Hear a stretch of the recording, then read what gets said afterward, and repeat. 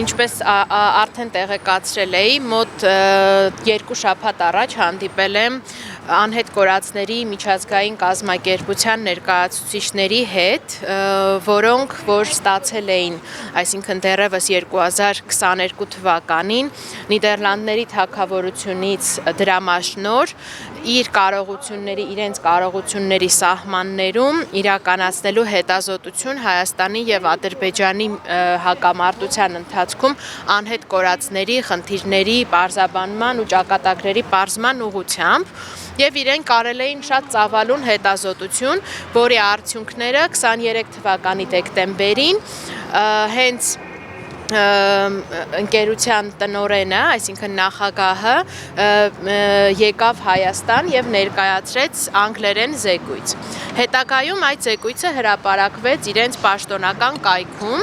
եւ այդ զեկույցի ուսումնասիրությունից ինձ համար գոնե պարզ եղավ, որ Հայաստանի կառավարությունը մի շարք դրույթներով այսպես ասած խաբել է միջազգային գործընկերներին, թե ինչեր են արել։ Մասնավորապես օրինակ նշել էր, որ իրենք այստեղ ամեն ինչ անում են, ընտանիքներին աջակցում են, նույնիսկ հոգեբաններ են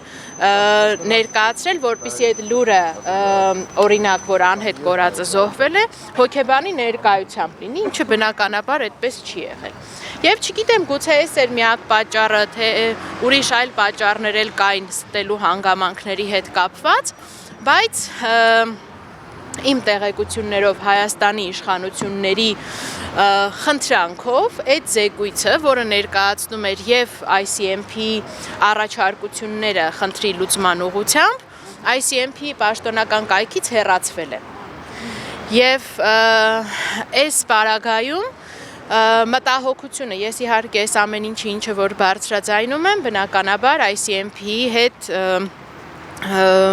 հանդիպման արդյունքներով են եւ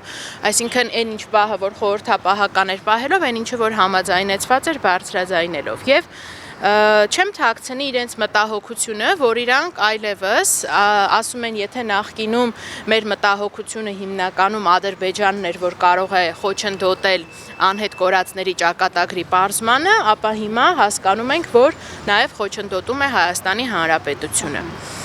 Եվ մի կարևոր հանգամանք էլ եւս, որ սրա մասին բազմիցս խոսել եմ, ուրեմն Հայաստանի իշխանությունները փորձելու համար ցույց տալ, որ իբրև թե այն բոլոր ԴՆԹ փորձաքննությունները, որոնք արվել են Հայաստանում ճշմարիտ են, մանիպուլատիվ հնարքով այն մարմինների եւ մասունքների առնչությամբ, որոնք ըստ իրենց համընկնում ունեն Հայաստանում, հայտնել է ծնողներին, որ դրանք եւս հաստատվում են ICMP լաբորատորիայում կատարված փորձաքննությամբ։ Մինչդեռ իրականում ինչ է տեղի ունեցել։ ICMP-ին փոխանցվել են բացառապես այն մասունքները, այն նմուշները, որոնք Հայաստանում դժվարություն է առաջացել։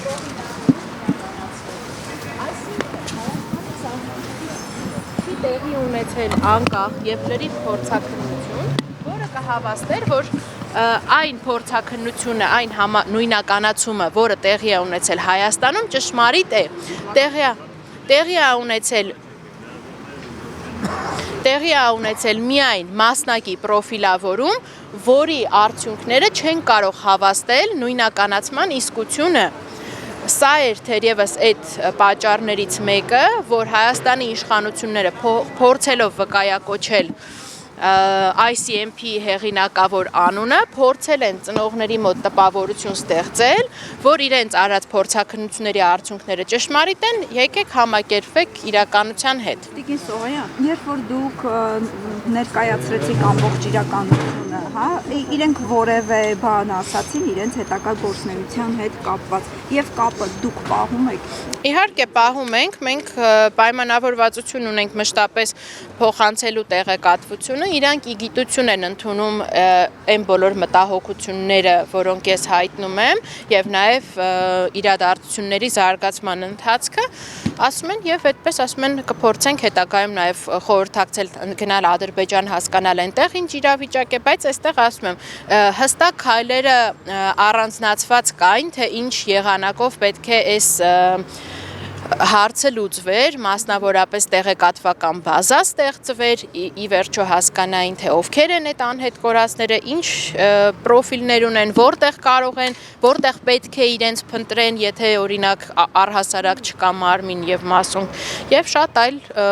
քայլեր, որոնք այդ հետազոտության արդյունքում պարզ ա եղել ու իրանք իրապես պատկերացրեք 3 տարի այդ կազմակերպության աշխատողները աշխատում են, որ ինչ որ մի արդյունքի հասնեն, իրանց թվում է թե երկու պետություններն էլ կամ առնվազն դրանցից մեկը շահագրգռված է իր քաղաքացիների ճակատագիրը պարզելու ու մեկ էլ կանգնացնում են process-ը, ինչպես պիտի լիներ իրանց վերաբերմունքը։